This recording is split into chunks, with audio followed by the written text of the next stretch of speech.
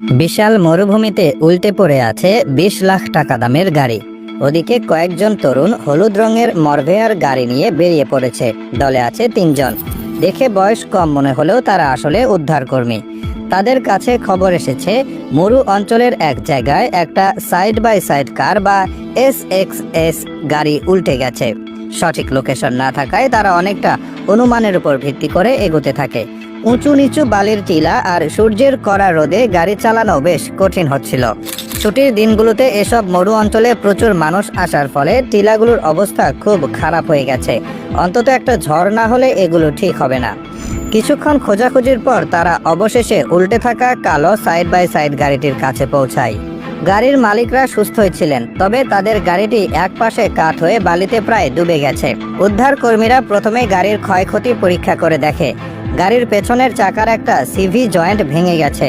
উদ্ধার কাজ শুরু করার জন্য কর্মীরা তাদের হলুদ মরভেয়ার গাড়িটাকে উল্টে থাকা গাড়ির থেকে একটু উঁচুতে টিলার উপর দাঁড় করায়। উইঞ্চের তার বের করে দক্ষতার সাথে সাইড বাই সাইড গাড়ির সাথে যুক্ত করে মরভেয়ারের গাড়ির সাহায্যে ধীরে ধীরে সাবধানে কালো সাইড বাই সাইড গাড়িটাকে টেনে সোজা করা হয়।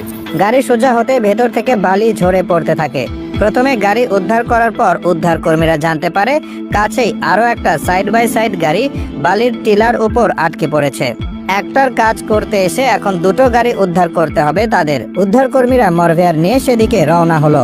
দ্বিতীয় গাড়িটি একটা বেশ উঁচু টিলার মাথায় আটকে ছিল।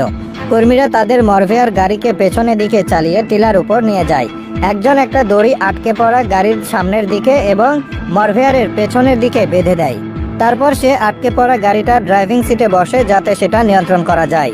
মরভেয়ার দিয়ে হালকা টান দিতে দ্বিতীয় গাড়িটি সহজে টিলা থেকে নেমে আসে। এবার প্রথমে উদ্ধার করা গাড়িটাকে বালির রাজ্য থেকে বের করে আনার পালা। যেহেতু সেটার সিভি জয়েন্ট ভাঙা, তাই সেটা নিজে চলতে পারছে না। সুতরাং আবারও ওই গাড়ির কাছে ফিরে যেতে হবে। ফিরে গিয়ে মরভেয়ারের পেছনে দড়ি দিয়ে প্রথম গাড়িটাকে বাঁধা হলো। একজন সে ভাঙা গাড়ির স্টিয়ারিং ধরলো। এরপর শুরু হলো দীর্ঘ পথের যাত্রা। উঁচু নিচু বালির টিলা পেরিয়ে তারা গাড়ি দুটিকে টেনে নিয়ে যায়। অবশেষে তারা একটা পার্কিং লটে পৌঁছায়। অত্যন্ত দক্ষতার সাথে ভাঙা গাড়িটাকে তোলা হয় একটা ট্রেলারের উপর। অন্যদিকে গাড়ির মালিকরা এই অসাধারণ উদ্ধার কাজের জন্য তাদেরকে আন্তরিক ধন্যবাদ জানান। কিন্তু সেদিনের কাজ তখনও শেষ হয়নি। লাভা পয়েন্ট রোডে পাহাড়ের উপর একটা গাড়ি বরফের মধ্যে আটকে পড়েছে। আবহাওয়া বেশ ঠান্ডা। উদ্ধারকারী দল আবার তাদের মরভেয়ার নিয়ে বেরিয়ে পড়ে।